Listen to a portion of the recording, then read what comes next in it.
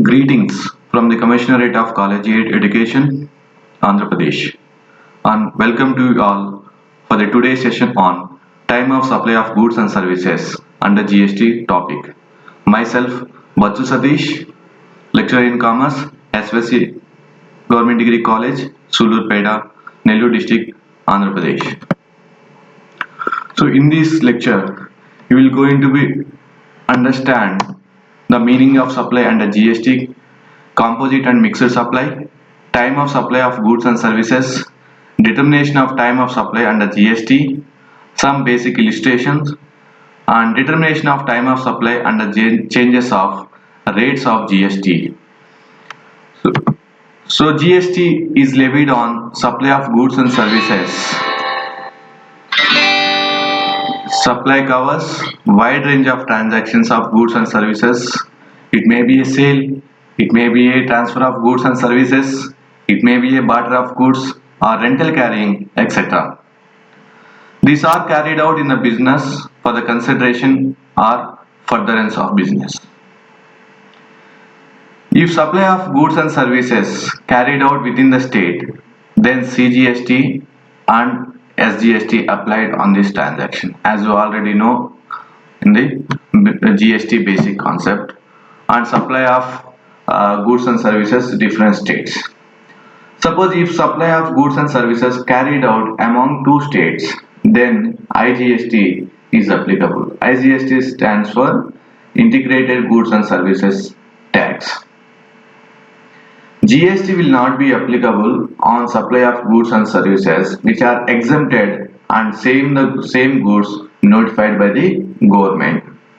And also in a GST council meeting, the council should specify some of the goods are not coming under the GST purview. So those goods are exempted from the GST. And as you know, there are two types of supply. One is composite and mixed supply. Composite supply, it means when supply of goods and services taken place along with the packaging material and other goods and services. In composite supply, the GST will be levied on only principal products.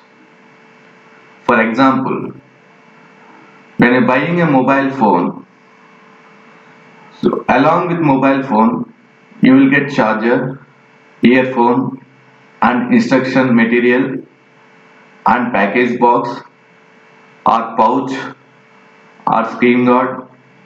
Those are all exempted from the GST.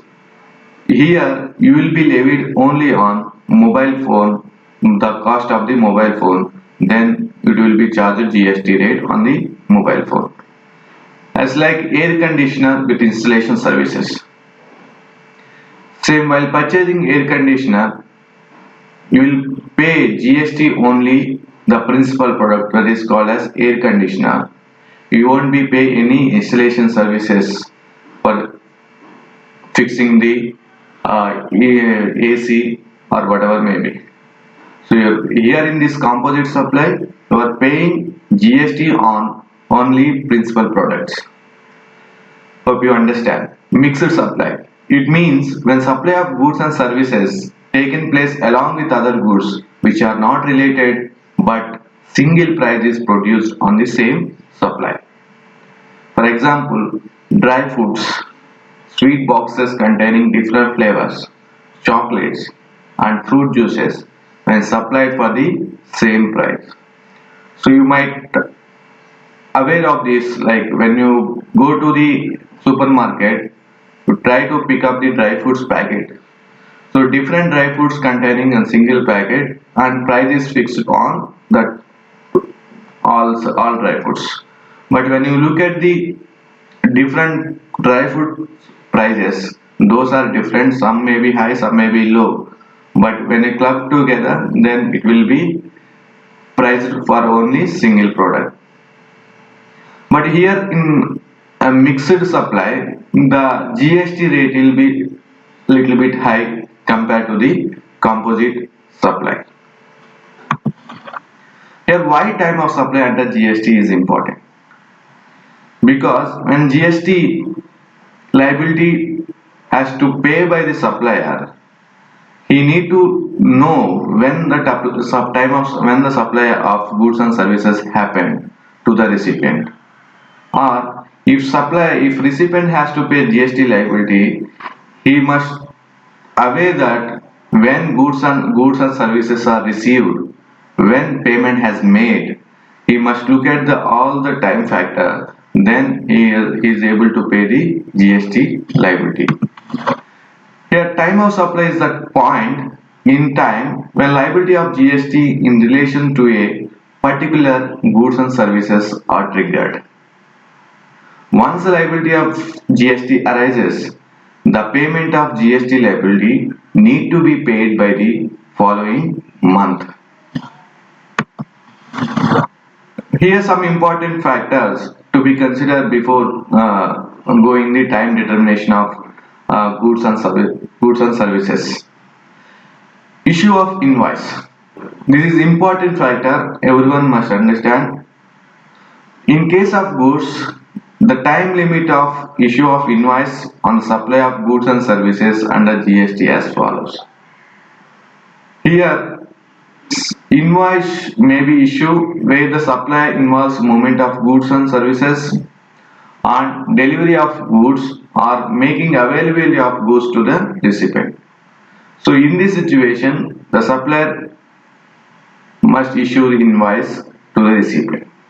In case services, the time limit of services of invoice on the provision of service under GST as follows. The invoice should be issued within 30 days from the provision of services. In case the supplier providing continuous supply, the invoice shall be issued within a period of 30 days. If the recipient providing banking or financial services, the issue of invoice date shall be 45 days from the date of services provided by the supplier. This situation, either in goods or either in the services, the supplier has to issue invoice while supplying of goods and services without fail. Suppose when supplier providing continuous services, then in that situation, how the invoice will be issued? You just see here the diagram. Payment is linked with on completion of services. If yes, then within 30 days from the completion of payment, the supplier has to issue invoice. If payment is not linked with completion of services, then you must look at whether that payment is ascertained or not. If yes, within 30 days from the due date of payment. If not, within 30 days from the due date of payment. Whatever may be situation here, the 30 days will be considered for issuing of invoice by the supplier. So here the important thing come here. So factors determining the time of supply for the payment of GST liability. What factors could be determined for the payment of GST liability by the supplier in case of goods or in case of services? In case of goods, under section 12 of CGST Act 2070 defines provided the following information. From the following information, the supplier has to be able to pay the GST liability. So the first thing is issue date of invoice to the recipient, the first point, and then second, date that supplier issue the invoice to the recipient, that is last date of issue of invoice, and payment received date from the recipient, that is transaction recorded date in the books of accounts of the supplier or credit of payment in the bank passbook. So in this situation, three situations, whichever is happened earlier, the date will be considered to pay the GST liability to the government. Time of provision of services under section 13 of CGST Act talks about the services under time factor. In this case, issue date of invoice to the recipient, date that supplier issue the invoice to the recipient, that is last date of issue of invoice, or payment or advance amount received date from the recipient. So in these three cases, whichever is happened earlier, that would be considered as time factor for paying the GST liability. Now, in case of reverse mechanism, in this situation, reverse mechanisms comes like when a recipient has to pay GST liability. Most of the cases, 90% of the cases, supplier will be paying GST liabilities, but around 10% cases, the reverse mechanism, that is end user or recipient or consumer has to pay GST liability to the government. That mechanism will be called as reverse mechanism. In this case, how the time factor will be determined to pay the GST liability is, in case of goods, the date of receipt of goods by the recipient, date of payment made by the recipient, or date of credit in books of account, or date of debit amount in the passbook, and then the date after 30 days on receipt received from the suppliers.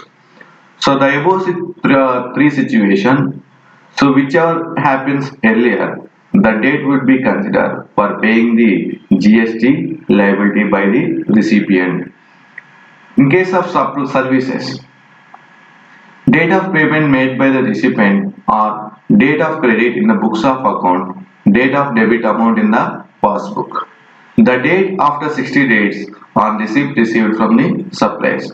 So from the above two situations, so whichever happens earlier, the date would be considered for paying the GST liability by the recipient. So some illustrations here, some basic illustrations.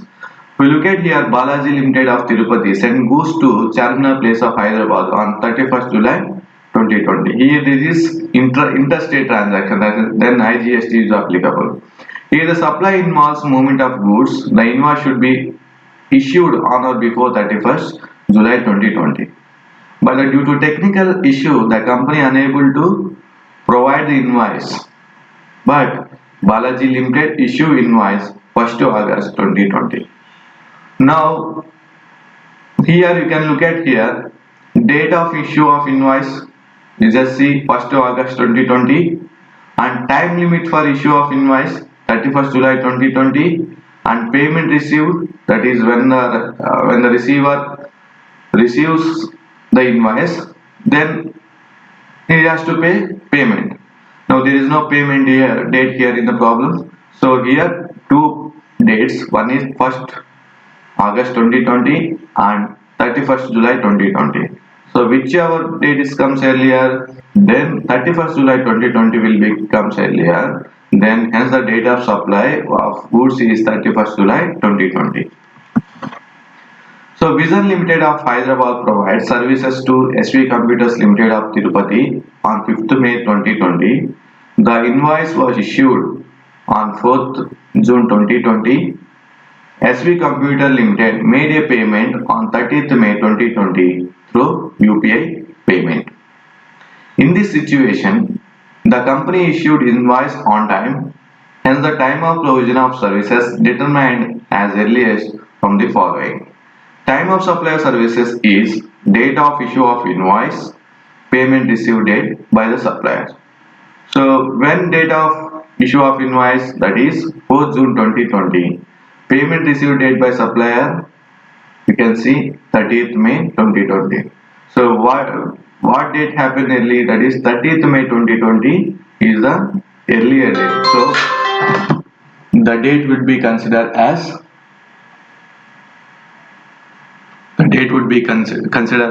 time of supply of services under the GST. Now supply happened before the changes of GST rate. You can look at here invoice issued before the rate changes. Then which rate is applicable, that we have to look at here. Issued invoice before the rate changes, then there is no invoice issued, and payment received before the changes, no, there is no payment has been received. Then time of supply, that is invoice date is earlier, but the invoice is not issued, payment has not been received. So then what rate is applicable, new GST rate is applicable. In case invoice issued before the rate changes, yes, payment received before the rate changes, no. Then here time of supply is determined, that is earliest date of the issue of invoice. Then what rate would be applicable here? That old GST rate is applicable because already invoice has been issued to the recipient.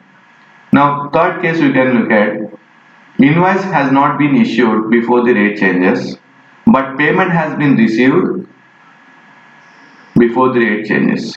Then what time of supply here? That is date of payment, that is the time of supply. Then what rate would be applicable? That is old GST rate would be applicable. Supply happened after the changes of GST rate.